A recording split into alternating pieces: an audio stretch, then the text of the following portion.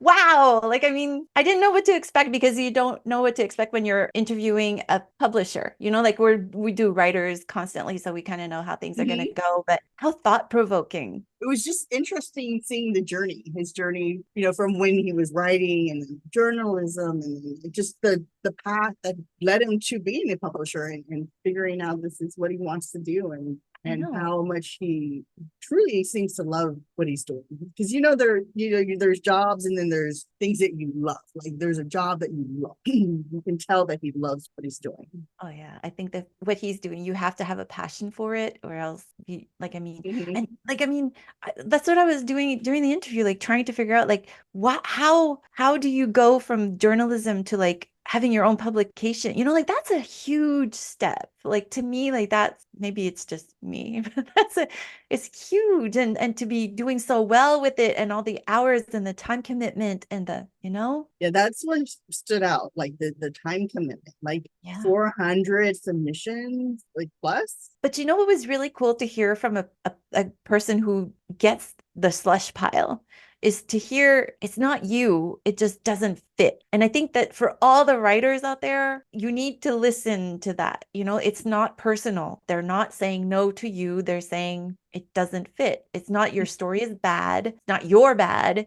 It just, Yes, he had there's a certain vision and there's a certain, for their publication. So if you don't fit in there, there could be a place elsewhere where you do fit, and that's kind of what you have to take from it. And as he was saying, if you don't want to change, like if there's, if you want to fit in with this particular, publication or is it publication? What am I using the right word? Okay. yeah. Then maybe you do have to revise your story a little bit. But if you are set on having it the way it is, and this is your dream, your baby, and find a place that will appreciate you for who you are, and your story for what it is. And that's, I think, the whole thing is the teamwork between the editor and the writer, the author is, you have to be able to come together and look at the story and make it what you both wanted or needed to be. And but that's, like the person, like for an editor, like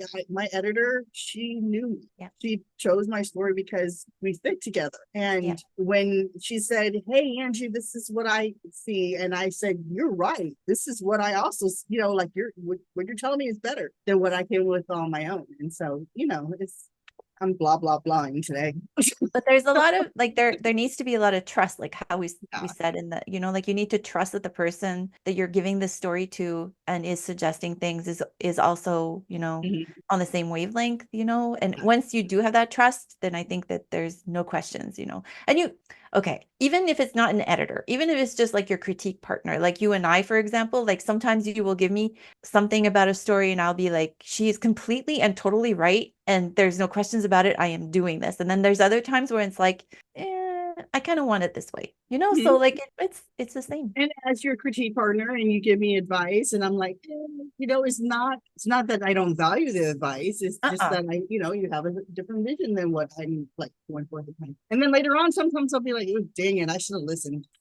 Listen to It's Christie, so true. It's so right? true. Absolutely. No, I completely agree with you. So yeah, no, that was very cool. And I love his it's something that I strive to in my writing of science fiction, and that is to come up with like stories that make you think. Like I think, don't get me wrong, I love a good science fiction book with all the tropes in it. I live for those stories. But there is something about picking up a book that's going to make you think about our human condition that is just so cool. And Mm-hmm. I strive, like, I mean, the day that I write a story like that, like, I will feel like I have accomplished so much. So, Well, then you need to start writing the dragon story because that had a little piece of magic in it, just a little piece yeah, of I got to but get back to that. There's a lot of stories oh I got to get back it to. was not to gush. Well, yeah, of course I'm gonna gush, but oh my gosh, just that way, like from the very first chapter, like just oh my gosh, it was so beautiful, and I loved your.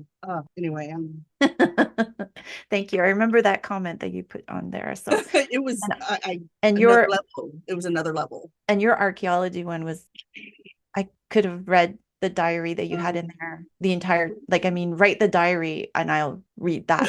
I'm Just the fine with that. diarrhea stuff. It's like, like sometimes you have a main meal, you have a salad with it, and then the salad is so good. Well, yeah, that your story was just like that. It was amazing. Oh So, my God, we went off on a tangent anyway. We were just like, so anyways, thank you for listening to this episode. yeah.